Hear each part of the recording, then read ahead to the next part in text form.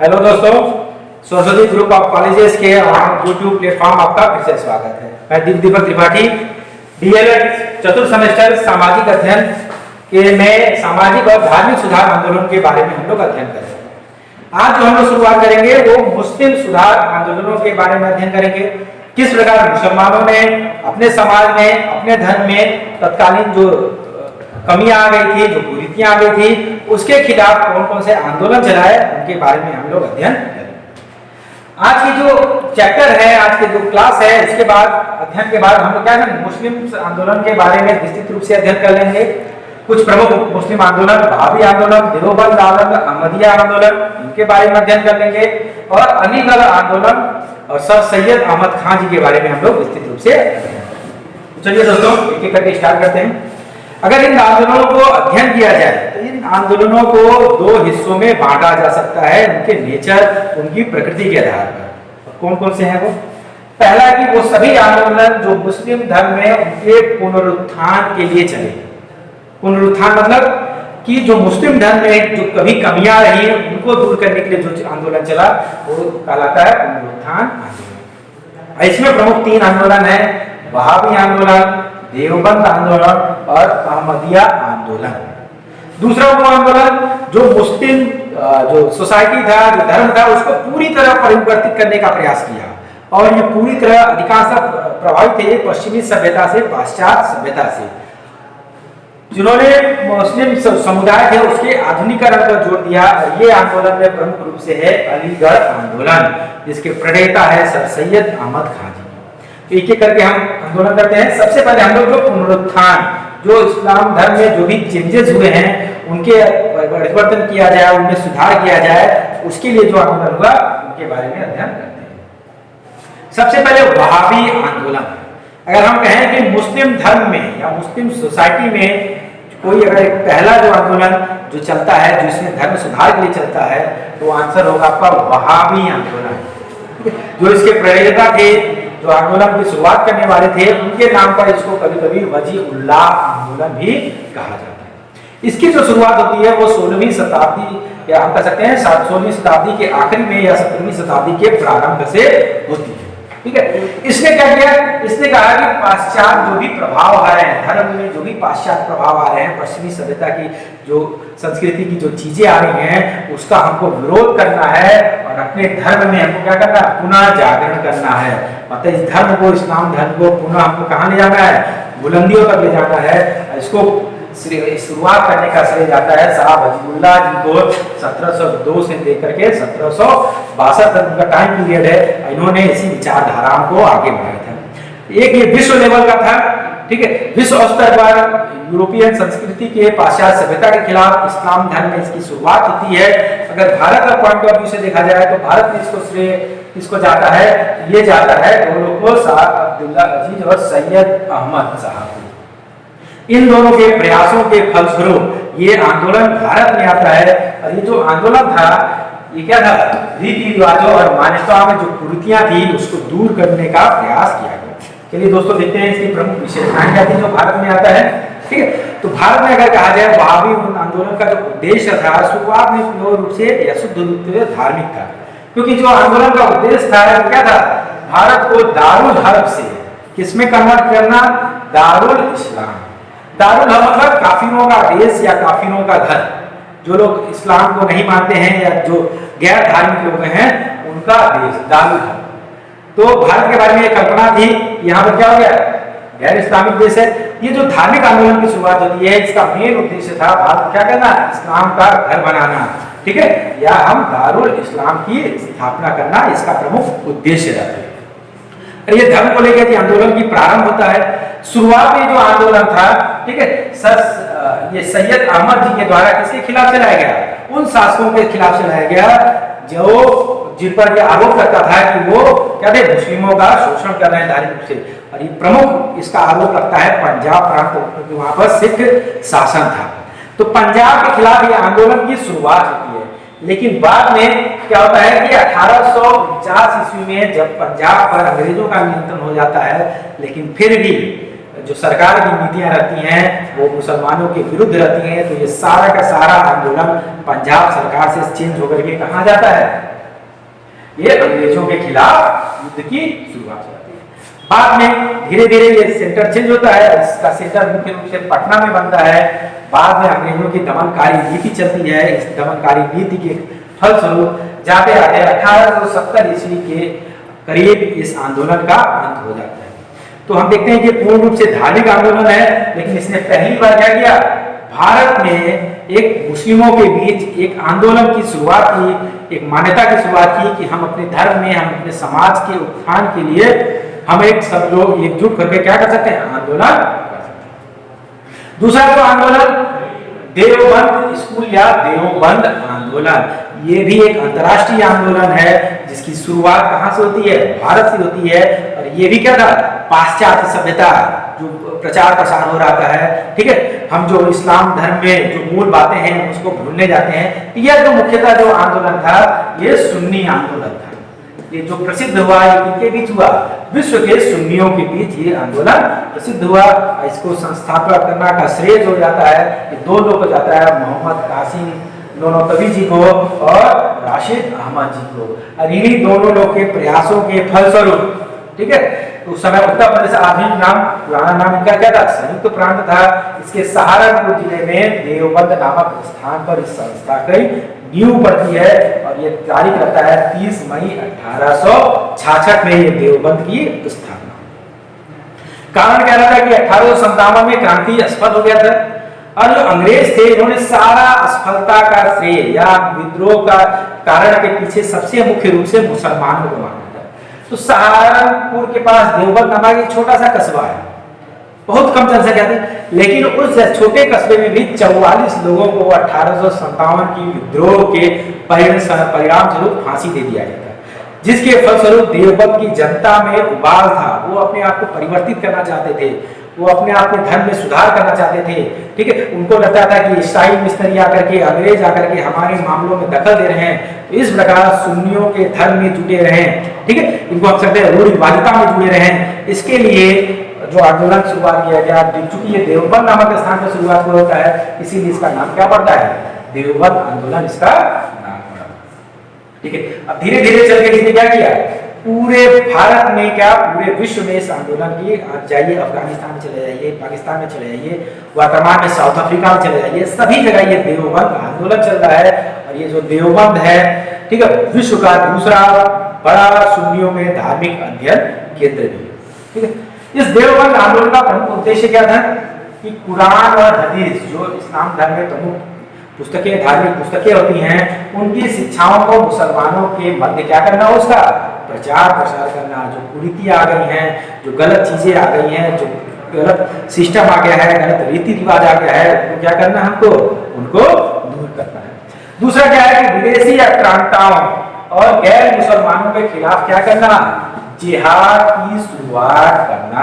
अंग्रेजों के खिलाफ जिहाद हो रहा है, हम देखते हैं पंजाब में जिहाद हो रहा है, बिहार में हो रहा है, बंगाल में हो रहा है, तो उसको उन्होंने धर्म से छोड़ दिया, ठीक है। और इन दोनों लोगों के खिलाफ क्या करना, एक आंदोलन की शुरुआत करना जिसमें ज्यादा से ज्यादा मुस्लिम वर्ग के लोग इससे अटैच हों और अपने समाज में, अपने धर्म में सुधार करने का प्रयास करें। अब देवबंद आंदोलन के कुछ प्रमुख मुद्दे हम लोग देख लेते हैं। ये शुद्ध रूप से क्या है, रूढ़िवादी उलेमाओं द्वारा चला गया एक मुस्लिम आंदोलन था, ठीक है। और ये मुख्यतः इसने जिसका विरोध किया वो था अलीगढ़ आंदोलन। आगे हम पढ़ेंगे अलीगढ़ आंदोलन किसका समर्थक था, वो समर्थक था पाश्चात्य का, ठीक है, मतलब हमको आधुनिकरण हमारा जानिए। वो किसका समर्थक था, अंग्रेजी सरकार का समर्थक था, ठीक है। अलीगढ़ आंदोलन मानता था कि अंग्रेजों की सहायता से हमको क्या हो सकता है, मुसलमानों को नौकरी मिल सकता है, उनका शिक्षा का प्रचार प्रसार हो सकता है, इसलिए हमको अंग्रेजों का हिमायती होना चाहिए, ठीक है। अलीगढ़ आंदोलन क्या करता था, एक वैज्ञानिक शिक्षा देने के लिए अंग्रेजों को, मुसलमानों को अंग्रेजी शिक्षा देने के लिए अलग अलग विद्यालय खुलते हैं, जैसे मोहम्मद एंग्लो ओरिएंटल कॉलेज खुलता है। तो ये सबका विरोध करता है, पूरा का पूरा अलीगढ़ आंदोलन का विरोध करता है, कहता है कि नहीं, मुसलमानों को अंग्रेजी नहीं पढ़ना चाहिए, उनको कुरान की बातें मानना चाहिए, उनको आधुनिकरण उनका नहीं होना चाहिए, ठीक है। तो ये क्या करता है, अलीगढ़ आंदोलन का ये विरोध करते हुए उसके समकक्ष एक आंदोलन रूढ़िवादी मुसलमानों के द्वारा, स्पेशली सुन्नियों के द्वारा जो चलाया गया वह क्या था? देवबंद आंदोलन था। ठीक है, इसके विचारधारा को मानने वाले अबुल कलाम आजाद जी थे, ठीक है, अंसारी जी थे। इसके खिलाफ उसके क्या किया? क्योंकि अलीगढ़ आंदोलन सर सैयद अहमद खान कांग्रेस से उनका मतभेद था, तो जैसे ही कांग्रेस का 1885 में स्थापना होती है, ये क्या करते हैं? कांग्रेस की स्थापना का ये लोग समर्थन करते हैं। ठीक है, इस प्रकार ये सुन्नियों के बीच उनके धर्म को लेकर के एक आंदोलन शुरुआत होता है। ठीक है, अगला, अब इस अलीगढ़ आंदोलन के फलस्वरूप जहां जिहाद की बात हो रही है, जहां रूढ़िवादिता की बात हो रही है, जहां केवल कहा जाए कि हमारा धर्म ही सर्वश्रेष्ठ है, मुसलमानों में एक और आंदोलन चलता है। ठीक है, उस आंदोलन को कहा गया अहमदिया आंदोलन, जिसकी शुरुआत 1889 में मिर्जा गुलाम अहमद के द्वारा चलाया गया। ठीक है, ये क्या करता था? ये क्या करता था? जिहाद का विरोध करता था। ये उदारवादी था। ये कहता था कि मुस्लिम समाज में सुधार आना चाहिए। सुधार कैसे आएगा? हमको विज्ञान पढ़ना चाहिए, हमको अंग्रेजी पढ़ना चाहिए। हमें सुधार कैसे आएगा? हमारी कुरीतियों को दूर किया जाए। हमें सुधार कैसे आएगा कि जो जिहाद चल रहा है, जिहाद मतलब कुछ नहीं होता है, हम केवल बदनाम होंगे। ठीक है, जिहाद हमको केवल धर्म से जोड़ता है। तो उन्होंने क्या किया? जिहाद का विरोध करना शुरू किया। उन्होंने पाश्चात्य उदारवादी शिक्षा का प्रचार प्रसार करने का बढ़ावा देना शुरुआत किया। ठीक है, इस प्रकार हम कह सकते हैं कि जिहाद के खिलाफ या हम कह सकते देवबंद के खिलाफ जो आंदोलन चलता है वो कहलाया अहमदिया आंदोलन, जिसने मुस्लिम समाज का एक उदारवादी चरित्र समाज के सामने है। अब सबसे इम्पोर्टेंट जो आधुनिक काल में अगर माना जाए जो आंदोलन मुसलमानों के लिए चलता है, यहाँ के धर्म सुधार के लिए चलता है, यहाँ के आधुनिकीकरण के लिए चलता है, वो सुधार आंदोलन रहता है आपका अलीगढ़ आंदोलन। अब अलीगढ़ आंदोलन की शुरुआत भूमिका हम थोड़ा बहुत अध्ययन कर लेते हैं। जब अलीगढ़ आंदोलन शुरुआत होता है उस समय अंग्रेजों की नीति मुसलमानों के प्रति क्या थी? 1857 की क्रांति हो गई थी। सारा, क्योंकि बहादुर शाह द्वितीय उसका नेतृत्व किए थे, सारा का सारा दोषारोपण मुसलमानों पर लगा दिया जाता है। उसके बाद जो कंपनी का क्योंकि शासन का अंत हो जाता है, तो ब्रिटेन शासन की जितनी भी नीतियां चलती हैं सभी क्या होती है? हिंदुओं के फायदेमंद में रहती हैं और मुसलमानों का तिरस्कार करना शुरुआत होती है। अब जो मुसलमान वर्ग है धीरे धीरे वो आर्थिक और सामाजिक रूप से पिछड़ता चला जाता है। ऐसी परिस्थिति में सर सैयद अहमद खान को ये लगता है कि अगर हम अंग्रेजों का समर्थन किसी तरह हमको प्राप्त हो जाए तो हमारे मुस्लिम समाज का क्या हो सकता है? उत्थान हो सकता है। उधर अंग्रेज हिंदुओं का समर्थन कर रहे हैं, लेकिन उल्टा क्या हो रहा है कि हिंदू जो संगठन थे वो छोटे छोटे अपने संगठन बना रहे हैं, छोटे छोटे ऑर्गेनाइजेशन हो रहे हैं, वो अंग्रेजों के सामने अपनी डिमांड रख रहे हैं और धीरे धीरे विरोध करने की लोग शुरुआत करते हैं। उसी समय हंटर जी ने 1870 में अपनी किताब इंडियन मुसलमान में कहा कि ब्रिटिश सरकार को चाहिए कि मुसलमानों को अपना हिमायती बनाए, तभी उनका ज्यादा से ज्यादा समर्थन प्राप्त होगा और जो हिंदू संगठनों द्वारा जो विरोध किया जा रहा है उसको समाप्त किया जा सकता है। तो इसके लिए मुसलमानों को अपने फेवर में लेने के लिए अंग्रेजों ने समर्थन देना शुरू कर दिया मुसलमानों को। और वहां से सर, क्योंकि सर सैयद अहमद खान मुस्लिम समाज का प्रतिनिधित्व करते थे, यहाँ से सर सैयद अहमद खान को उनको समर्थन देना हुआ। और सर सैयद अहमद खान के बारे में बहुत कुछ पढ़ते हैं। इनका पूरा नाम सर सैयद अहमद खान, इनका जन्म होता है 27 अक्टूबर 1817 ईस्वी को। जन्म कहाँ होता है? दिल्ली में। मृत्यु 27 मार्च 1898 ईस्वी को। इनका जो मृत्यु होता है अलीगढ़ में होता है। इनकी जो प्रमुख उपलब्धि है वो हम मान सकते हैं एंग्लो मोहम्मदन ओरिएंटेड कॉलेज, जो आगे चल करके अलीगढ़ मुस्लिम विश्वविद्यालय के रूप में परिवर्तित होता है। और यही Anglo Mohammedan oriented college Aligarh आंदोलन का मूल केंद्र होता है। एक एक करके हम लोग अध्ययन करते हैं। सर सैयद अहमद खान जी के जो प्रमुख विचार थे, जो आगे चल के अलीगढ़ आंदोलन के मूल विचार बनते हैं, ये क्या थे? ये कहते थे कि कुरान की शिक्षाओं को हमको उसकी जो व्याख्या होनी चाहिए वो किस आधार पर होनी चाहिए? पाश्चात्य वैज्ञानिक शिक्षा के दृष्टिकोण से होनी चाहिए। उन्होंने कुरान का अनुवाद भी किया था और उसको वैज्ञानिक ढंग से लोगों के समक्ष प्रस्तुत किया। उन्होंने बताया कि जो भी रूढ़िवादिता आ गई है ऐसी चीजें कुरान में नहीं लिखी गई है। उन्होंने क्या कहा? उन्होंने कहा कि कुरान ही मुसलमानों की एकमात्र धार्मिक किताब है। इसके अलावा दुनिया भर में जितने भी किताबें बनती हैं अलग अलग कुरान के नाम पर, ठीक है, तो उन्होंने उसका विरोध करना शुरुआत कर दिया। उन्होंने क्या कहा कि गलत जो रीति रिवाज जितने भी आ गए हैं सोसाइटी में, मुस्लिम समाज में, उनका विरोध होना चाहिए, मुस्लिमों को ज्यादा से ज्यादा साक्षर बनाना चाहिए, और क्या करें, मुसलमानों को, अंग्रेजों को अपने समर्थन सुधारने चाहिए ताकि अंग्रेज क्या कर सके, उनको ज्यादा से ज्यादा फैसिलिटी प्रोवाइड करा सके। अब इसी तत्वाधान में सर सैयद अहमद खान ने क्या किया, अनेक ऑर्गेनाइजेशन का स्थापना किया। इनकी प्रमुख उपलब्धियां देखिए, 1875 ईस्वी में क्या किया, मोहम्मदन एंग्लो ओरिएंटेड कॉलेज की स्थापना की। एक्चुअल में होता है कि सबसे पहले इंटर कॉलेज था, बाद में कन्वर्ट किसमें होता है, कॉलेज में होता है, और अब ये विश्वविद्यालय में परिवर्तित हो जाता है। उन्होंने क्या कि छोटे छोटे कस्बों में अनेक स्कूल खोले जिससे मुस्लिम वर्ग को क्या मिल सके, आधुनिक शिक्षा प्राप्त हो सके। उन्होंने अनेक पुस्तकों का उर्दू में अनुवाद किया। उन्होंने क्या किया, पर्दा प्रथा और बहुपत्नी प्रथा जो उस समय मुस्लिम समाज में एक रूढ़िवादी परंपरा बन गया था, उसका उन्होंने पुरजोर विरोध किया।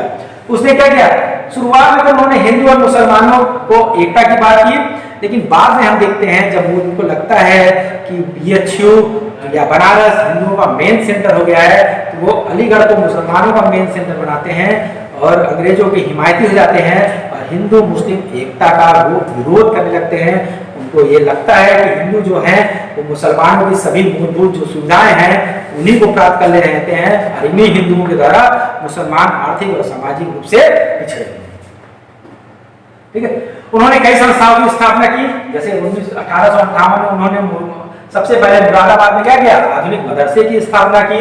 1863 ईस्वी में गाजीपुर में एक आधुनिक स्कूल की स्थापना की जिसमें वैज्ञानिक शिक्षा दिया जाता था। उन्होंने साइंटिफिक सोसाइटी की स्थापना की, जिस साइंटिफिक सोसाइटी के द्वारा अनेक पुस्तकों का अनुवाद किया जाता था अलग अलग भाषाओं में, उर्दू में, फारसी में। उन्होंने उर्दू और अंग्रेजी में द्विभाषी एक पत्रिकाएं निकाली जिससे ज्यादा से ज्यादा मुस्लिम समाज उनके विचारों को समझ सके। 24 मई 1875 ईस्वी में जहां से माना जाता है अलीगढ़ आंदोलन की शुरुआत, उन्होंने सबसे पहला मदरसल उल्लेम मुसलमान हिंद नामक एक स्कूल की स्थापना की। धीरे धीरे अंग्रेजों से उनका समर्थन प्राप्त हुआ और उनके प्रयासों के फलस्वरूप 1877 तक जाते जाते जो स्कूल था वो एक कॉलेज, डिग्री कॉलेज में परिवर्तित हो गया। इसका नाम था मोहम्मदन एंग्लो ओरिएंटेड कॉलेज और अंत में 1920 ईस्वी में ये कन्वर्ट हो जाता है अलीगढ़ मुस्लिम विश्वविद्यालय में, जो आगे चल करके मुस्लिम शिक्षा के लिए एक प्रमुख केंद्र साबित हुआ। 1886 में उन्होंने all India Mohammedan educational conference किया। इसके द्वारा उन्होंने वार्षिक सम्मेलन बनाते थे, अलग अलग जगहों के लोग यहाँ पे इकट्ठा होते थे और मुस्लिम धर्म में सुधार करने का प्रयास करते थे। इन्हीं के प्रयासों के फलस्वरूप 1906 ईस्वी में मुस्लिम लीग की स्थापना होती है। इनकी मृत्यु के बाद इनकी विचारधाराओं को लेकर के 1906 में मुस्लिमों के लिए कांग्रेस पार्टी से अलग एक पॉलिटिकल पार्टी का स्थापना होता है जो मुस्लिम लीग कहलाता है। ठीक है, अब इनके प्रयासों के फलस्वरूप जो आंदोलन चलता है, जो मुसलमानों के पाश्चात्य शिक्षा उनको प्राप्त करना चाहिए, उनको वैज्ञानिक शिक्षा प्राप्त होनी चाहिए, उस आंदोलन का नाम आता है अलीगढ़ आंदोलन, जिसकी शुरुआत हम लोग पढ़ चुके हैं। कहाँ से होती है, अलीगढ़ से शुरुआत होती है। ठीक है, सर सैयद अहमद खान द्वारा किया जाता है 1875 ईस्वी में, जब ये पहली बार स्कूल खोलते हैं वहां पर, जो आगे चल करके अलीगढ़ मुस्लिम विश्वविद्यालय बन जाता है। और जो स्कूल का नाम था ये क्या था, एंग्लो मुस्लिम स्कूल।